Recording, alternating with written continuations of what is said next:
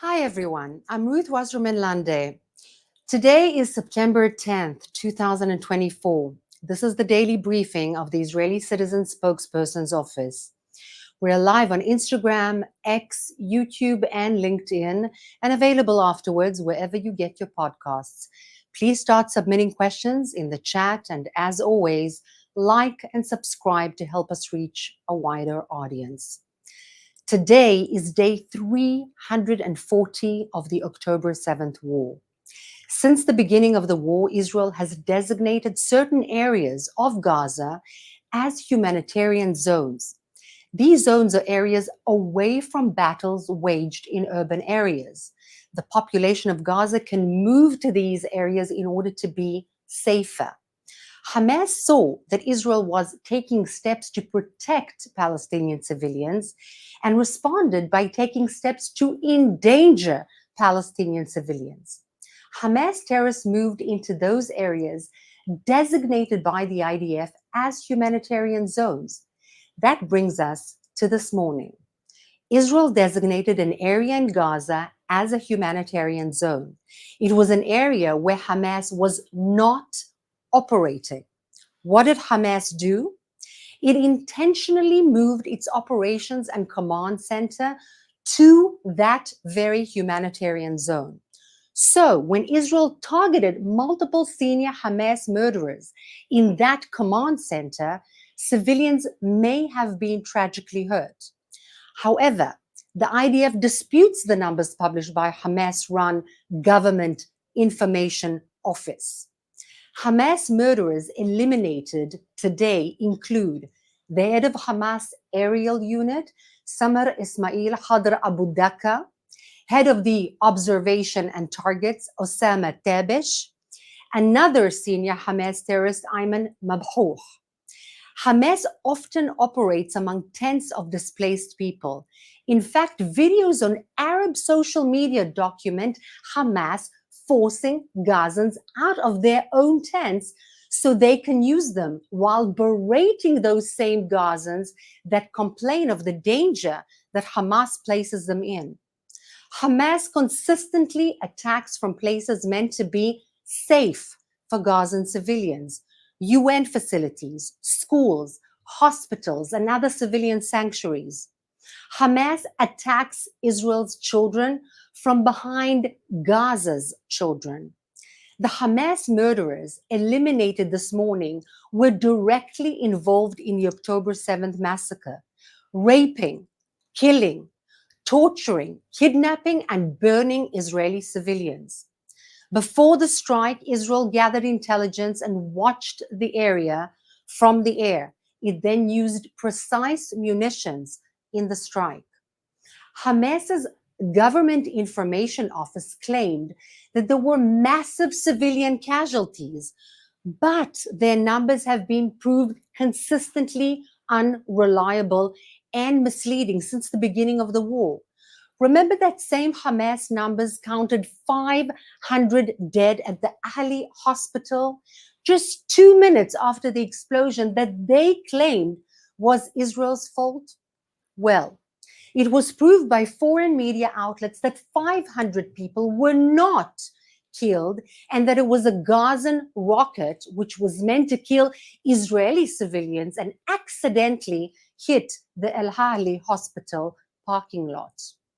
Media still using Hamas Government Information Office numbers are irresponsibly platforming terrorist disinformation. Stop encouraging Hamas to use Gazans as human shields, human sacrifices in their war against the people of Israel. A UN convoy in Gaza was stopped by the Israeli military because of a suspicion that several wanted men were on one of those vehicles. Apparently, the UN gives rides to wanted men in a war zone. Were the suspects UN staff, perhaps? UNRWA head Philip Lazzarini called Israel's action a violation. Yet again, it's not a violation. We know that UNRWA always plays dumb when called out for its close ties with Hamas. The convoy was supposed to take UN staff for shift changes. It wasn't carrying polio vaccines, as Lazzarini claimed, but Lazzarini too is not exactly the best source of accurate information. When a massive Hamas intelligence headquarters was found just underneath an UNRWA headquarters in Gaza City, with electric wires going underground to power Hamas computers, that same Lazzarini said UNRWA did not know what is under its headquarters in Gaza. Rather strange. Lazzarini covers for Hamas. UNRWA is a Hamas front. In fact, UNRWA has thousands of people affiliated with Hamas on its very payroll, including hundreds of hardened terrorists. UNRWA laundered millions of dollars, taxpayer money, for Hamas and therefore must be shut down. Here's another interesting term about the United Nations. In fact, something for all of us to think about. The UN is going to call for the removal of Jewish people from Jerusalem, displacing an entire indigenous population. I don't know, that sounds like something that the UN always says is not done. Representatives from the Palestine Liberation Organization submitted a General Assembly resolution calling to implement decisions of the UN Court, International Court of Justice, or the ICJ. The ICJ, in fact, called for Israel to leave Jerusalem's old city, including Judaism's holiest sites at the Temple Mount and its Western Wall, as well as the West Bank, the Judea and Samaria hills surrounding Jerusalem and overlooking Tel Aviv. In recent years, the UN has become a platform for despots and human rights violators like the Islamic Republic of Iran, for example. The UN was established after World War II, especially for safeguarding human rights and Western values, and now it is doing the exact opposite. Now let's take some questions from our audience watching live on social media. There's a report in the Times of Israel. I'm going to read it to you now. The headline is, "After IDF disputed claim 40 dead in Gaza strike, Hamas Health Ministry now says toll is 19. Is this a pattern that you see again and again, where in the beginning Hamas makes one claim only to revise it later after the false claim is spread? Thank you for that question. In fact, not only do I see this as a pattern, but very often they don't correct. And when they do correct, always the numbers begin very, very high, something that they lie in order to have that kind of impact on public opinion. And then after it is proved to be absolutely wrong, then they come back and say the numbers were much, much lower, if they come back and correct at all. Yes. Right now, there's a headline in the New York Times: "Fearing Israeli strikes, Gaza school shelters try to keep gunmen out." Do you think many people in Gaza are starting to get the message that Israel does not want to harm civilians, and that they are seeing that when Hamas gunmen enter their area, that they bring danger to everyone? I think that the people of Gaza have been held hostage by a very cruel terrorist organization, the Hamas, and they are being used as human shields. That being said, a lot of the people in Gaza have been through tremendous indoctrination for many years and are truly brainwashed to despise Israel, to hate the West, to hate Europe, and to hate America and everything that the West holds dear. And therefore, I'm not 100% sure that the entire population is finally seeing that Israel is on the good side, actually not wanting to hurt civilians. However, many of them do see that the Hamas does steal food from them, does use civilian Gazans as human shields, but they won't say it aloud. Only very few brave souls do say it aloud. And we always see that they're either killed afterwards or very, very badly hurt, unfortunately. This is a question from our Instagram. Knowing why and how UNRWA was created and all the behind the scene about UNRWA creation, do you actually believe UNRWA can be dismantled and replaced? Thank you so much for that question. Must UNRWA be displaced? Yes. Can UNRWA be displaced and replaced or broken down and shut down? Of course it can. It's a matter of will. It's an organization which is supposed to take care of Palestinian refugees. It does not only not take care of Palestinian refugees, it in fact keeps those poor people in a refugee status forever.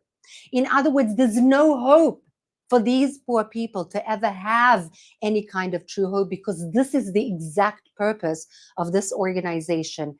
Plus, they pay the Hamas operatives, some of them, to work within the organization, giving a sanctuary to Hamas terrorists. This is insane. This has been proven by international media outlets and by international specialists. This is not something that we can deny. But is there a will to break them up and stop paying taxpayers' money from the United States of America and Europe to have that body continue its terrible work?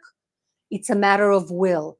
And you can do a lot by pressing your people, your decision makers, your influencers to make sure that it's done. A senior administration official, Biden administration official at a conference in Washington said that a full-blown war between Israel and Hezbollah could have, quote, catastrophic and unforeseen consequences. What do you foresee would be the consequences of a wider war in Lebanon, and what do you see are the consequences of inaction? The consequences of war are terrible. Any war is terrible. If Israel could choose, it would not choose to go to war. In fact, on October 6th, Israel did not want to go to war. It didn't prepare to go to war, and it unfortunately didn't retaliate in time when the war started by the Hamas terrorists. Any kind of war on the outskirts of Israel by Hezbollah will have terrible repercussions. There's no question of that. Is this something that Israel can not go into? Well, you have to ask the Hezbollah, but more so you have to ask Iran. The Islamic Republic of Iran is planning on all fronts to attack Israel, like it was attacked in 1948 by many Arab armies. In the same manner, Iran wants to be the hero of the Islamic world, to take over the West, to take over the region.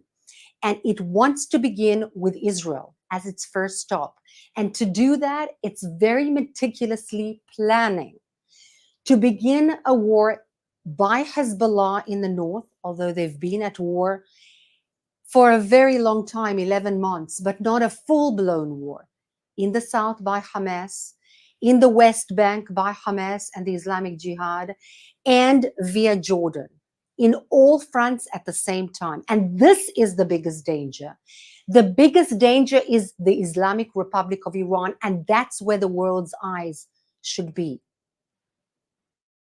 This is a question from our Instagram Live. Why aren't there any financial sanctions imposed on the Hamas leaders in Qatar? And why is there not enough pressure yet? And how can there be more pressure on Hamas's backers, Qatar, Turkey, and Iran?